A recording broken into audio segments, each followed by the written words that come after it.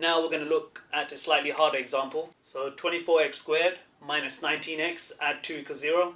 Again, we're going to be following the same steps as we did in the previous example.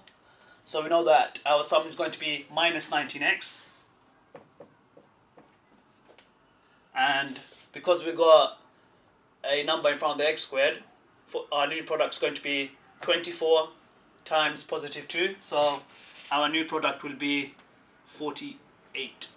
Now we're going to go through the factors of 48. So 1 and 48.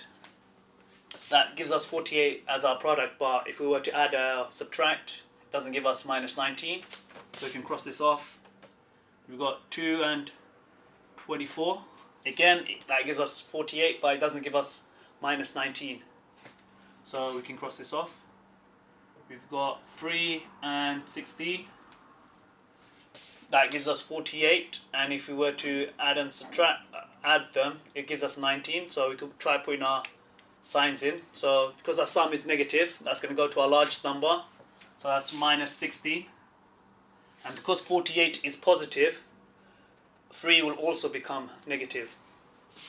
So we've got our two values. So that's minus 3 and minus 16. We could double check that.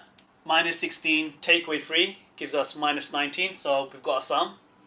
And minus 3 times minus 16 gives us 48. Now that we've got our two values, we're going to be carrying with the same steps. So we're going to put the numbers into our brackets now. So it will be 24x, because we've got 24 on the outside, minus 3, and 24x minus 16. Now last step is just to divide by 24.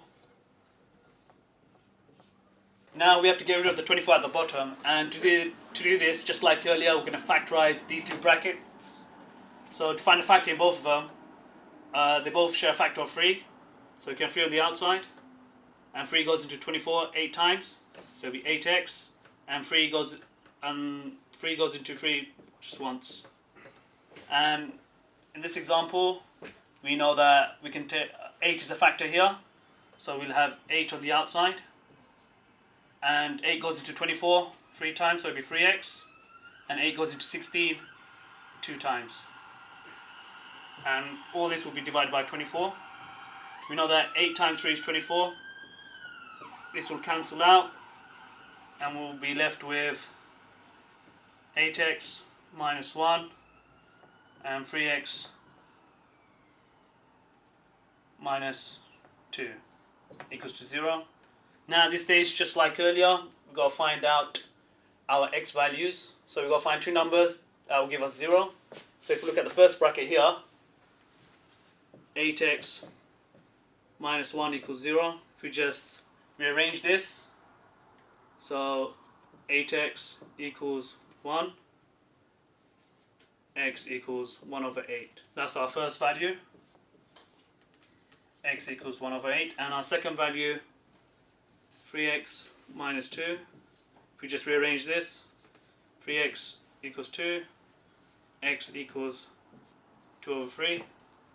So our second value is x equals 2 over 3. These are two x values, x equals 1 over 8 and x equals 2 over 3.